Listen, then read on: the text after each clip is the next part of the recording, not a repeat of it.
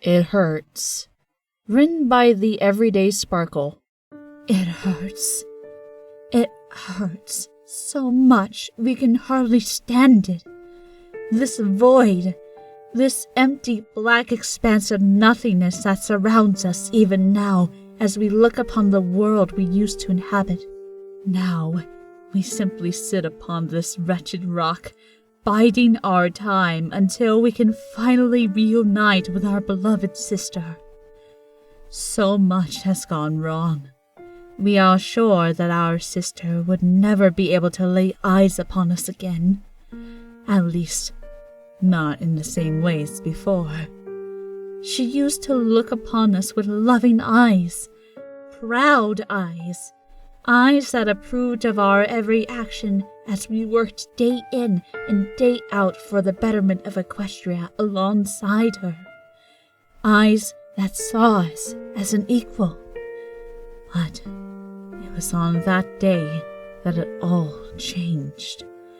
Our sister looked upon us with the coldest of eyes, the most distant of gazes, as if she were not looking at us, but through us, too afraid to look her younger sibling in the eye, afraid of what she had become.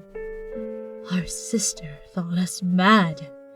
To be honest, looking back on it now, we think we would feel the same, despite them being our own actions.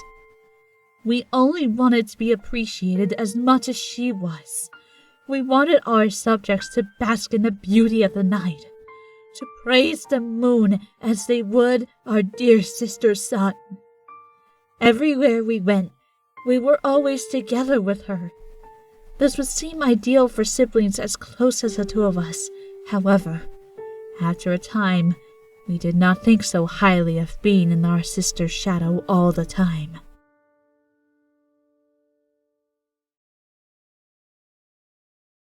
Whenever we went out into town, the ponies would all bow before Princess Celestia. This would seem trivial to most, considering our own status as a princess affords us much the same respect. But when we look around at all the ponies bowing low to the ground, as our gaze passes over them, much unlike with our sister, their peeking eyes lower and they shiver in fear, whereas our sister is greeted with smiles and giggling. It made us feel like less of a presence before the majesty that was our sister. Did they talk of us when we paid a visit to the town without our sister? No.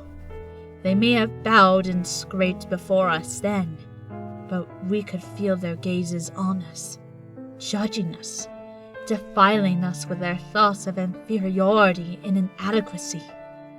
We would even venture to say that they despise us, or rather, do not know us and do not wish to know us.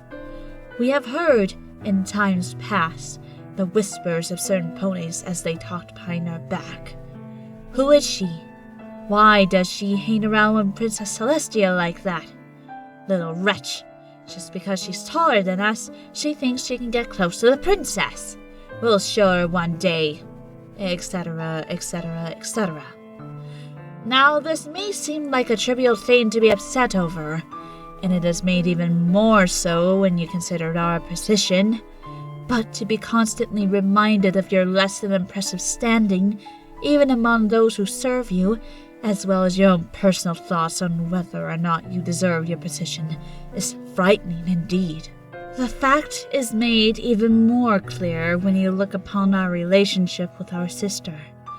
Being siblings, and specifically being the younger of the two, our lot in life has always been to be less than that of our elders. It is only through hard work and dedication that we can be acknowledged by our betters, and it is only through hard work and dedication that we have managed to do so as well.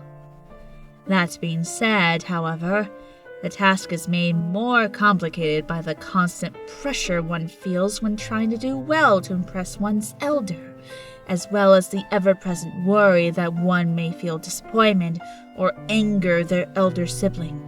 There is also the burden placed upon the elder sibling, whose duty it is to nurture and care for the youngest so that they can grow to be well-bred individuals. This burden puts pressure on the eldest to maintain the appearance of strength, wisdom, and determination. They can never let themselves relax for fear of being seen as irresponsible, lazy, or worst of all, a bad example for their younger siblings. One may argue that our sister would never do that to us, would never let us feel that we are inferior or inadequate. She would carry the burden proudly and be just fine with teaching us the ways of the world. But that is not true. What happens when the burden placed upon the eldest becomes too much? What happens when the youngest cannot stand the thought of allowing herself to hinder her elder anymore? What happens when the pain of secrets never shared becomes too great to share at all? We have heard our sister speak of the burdens she carries, of how she grows tired of constantly caring for us, of how she wishes we could be more independent, of how she pleads that one day she will watch us leave that castle as we are called away from her forever by whatever force destiny wishes to set in motion. We feel like she would be happy not to have such a weight on her shoulders anymore, keeping her from being free. That makes us believe that we should thank our sister for freeing us from the constant shadow she had so obliviously cast over us, and for allowing us to see her happy, even if it is without us around. But even if we do believe it, we dare not do it. For if we did, we would be surrendering to the sadness that took us so painfully long to forget as we brought about the events of Nightmare Moon. For even though we did wish to give every pony the joy of night everlasting, we also had another desire, to free both our beloved sister as well as ourselves from the burden we each carried.